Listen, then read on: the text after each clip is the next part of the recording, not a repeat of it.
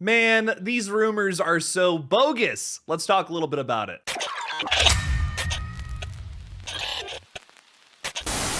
Hey everybody, I'm Killjoy Jake, and instead of having friends, I have horror movies. If you love horror movie updates like me, then make sure to like this video and subscribe for more videos just like this one. Also, the best way to support the channel is by becoming a Patreon supporter, where you'll see exclusive trailer reaction videos and bonus reviews. Thank you all for keeping me in business. Now let's get into these updates.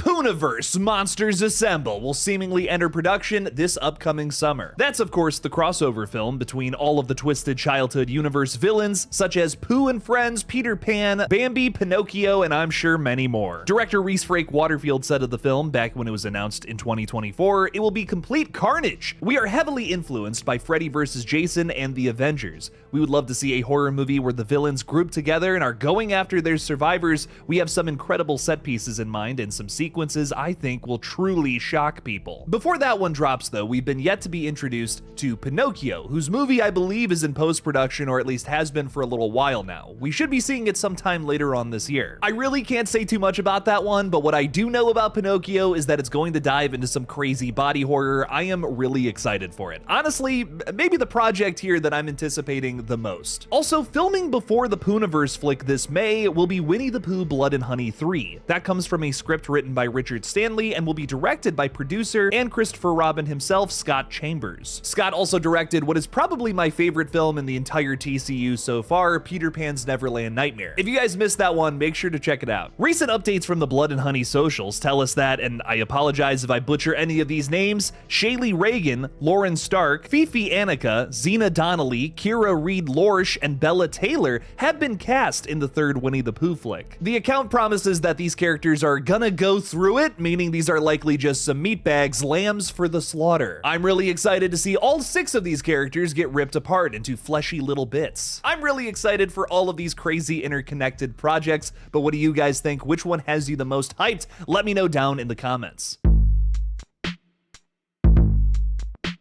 We got our first look at Lee Cronin's The Mummy yesterday, and I gotta go on a little rant here. There have been some crazy rumors surrounding this film, talk of a negative test screening that producer James Wan allegedly walked out of. I'm calling BS with all of this. Not only have I spoken with someone close to the film about how sick it's about to be, but this trailer showcases a terrifying reimagining. It looks like Katie, the daughter of a journalist who went missing in the desert 8 years ago, has somehow come back after being mummified. Writer-director Lee Cronin has confidently placed his name in front of his third feature and tells IGN this is a very different kind of mummy movie. It's an insane mashup to suggest, but the film is almost one part Poltergeist and one part Seven, but put through my lens and that way that I like to entertain people. From some of the cryptic shots we saw in the trailer, this looks like it's gonna be one of the most terrifying horror flicks of 2026, calling back especially to his Evil Dead Rise flick that he made back in 2023. I definitely still think that this movie is going to have a controversial side. It seems like a main focus of the plot is some sort of harm or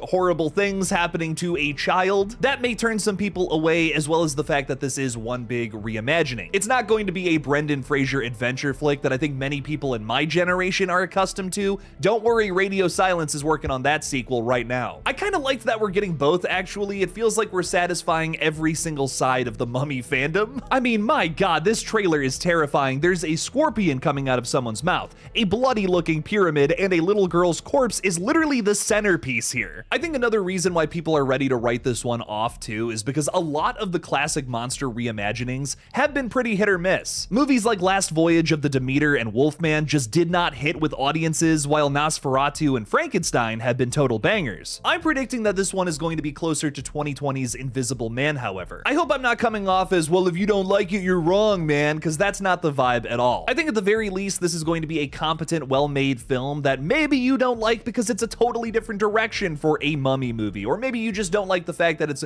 having like a lot of harm against children in the movie. Both valid criticisms. If that's why you don't like it, I can't argue with that. Those are some very solid points. But don't just write this one off because the internet has randomly decided to make it its horror sacrificial goat. Give this one a chance when it drops in theaters on April 17th. Did Lee Cronin piss in the wrong guy's Cheerios? What is going on here?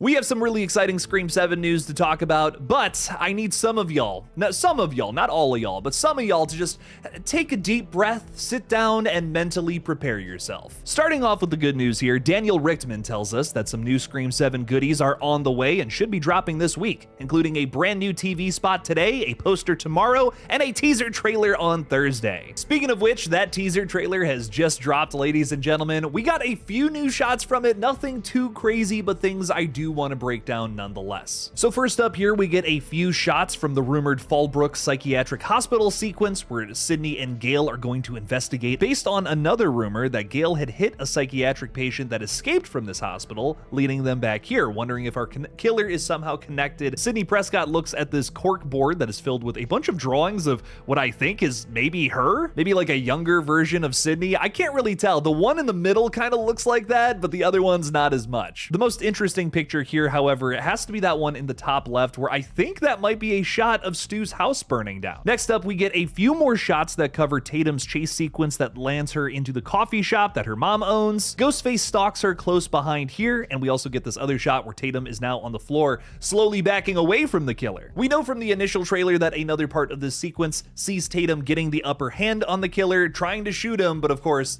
the killer gets back up last minute. The rumor with this scene is that Tatum is going to get kidnapped, luring Sidney Prescott out to some sort of desolate location. Based on the repetition of Ghostface saying that I'm not gonna kill her until you're here to see it, Sidney, I think that theory actually holds some weight. There's this really interesting flash of Ghostface of what I think is Ghostface maybe stalking somebody on the set of the school musical stage. If you look at that tree in the background there, that is very clearly made out of cardboard. I don't think any of this is real. This looks like some sort of set. Maybe calls back to some elements from not only Scream 2, but also Scream 3 when we're chasing Sidney around the fake version of her house. I definitely think somebody's dying here, that's for sure. Speaking of people dying, this looks like Celeste O'Connor getting stabbed in the back by old Ghosty there. And I think this is Joel McHale getting kicked in the chest. Man, this guy is getting the shit kicked out of him in this movie, if that's him. This might just be another cop, I can't really tell from this very quick shot. Either way, this little teaser trailer once again shows us the footage of Joel getting stabbed like 1,000 times by Ghostface and screaming, so I think he's done for. This is another shot of Michelle Randolph's character in the opening scene getting attacked by Ghostface. We can tell by the chandelier in the background that she will soon be swinging from, and we also get a cool little shot of Sidney running, probably to save her daughter. Last but not least, we also get this old school Scream 7 logo, which I'm in love with. Interestingly enough, this teaser trailer ends in kind of a loop. You start to hear the ringing sound of the phone, and then it starts over again. I wonder if that's some sort of clue that once again, this Scream movie is going to connect to the original. There's already a million of those clues across all of the marketing though. A lot of Ghostface's lines in this trailer, as well as the first trailer, make it seem like this Ghostface is someone who has been here since the beginning. So now we have some really exciting rumors that I can't confirm or deny, specifically coming from Critical Overlord here, who says that the fate of Stu Macher, a Ghostface who many believe has been alive this entire time, survived the events of 1996 and somehow has been in hiding for the last 30 years, his fate will be confirmed here in Scream 7. Now, the cat is sort of out of the bag here. I can say one thing. I definitely believe that Critical Overlord is telling the truth. Things that I know about the film would suggest that, yeah, there is in fact a scene that confirms whether or not Stu Macher is alive or dead. I want to be very careful with this next point. I'm walking on eggshells here because I don't want to spoil anything for you guys. That is not the point of this page. We are not trying to spoil upcoming movies. Where's the fucking fun in that? But personally, I would just rather this film not open up that box. Schrodinger's cat is a lot more interesting in a less definite state. I think that no matter what happens here, whether he's alive or dead, it just kills the theory forever. I think as long as you keep this ambiguous, folks will show up to every movie hoping he's alive. I mean, why shoot down that momentum? Scream 7's entire marketing campaign is already centered around that, and a lot of people are showing up to this because they believe that Stu Macher will be alive on screen again. Seeing this insane situation unfold has been like one of the biggest talking points regarding the film as well. Whether that's because you just want to see Matthew Lillard again because he's just such a nice, lovable person, or if you're someone who believes that bringing back dead characters in general could ruin this franchise. It's a huge debate. Despite my thoughts there though, we will get confirmation one way or the other on February 27th of this year. Lots of really exciting updates today, ladies and gentlemen. What do you guys think though? Let me know down in the comments below. Which update had you the most excited? Thank you guys so much for watching. Please subscribe, and as always, don't forget to kill it out there, y'all.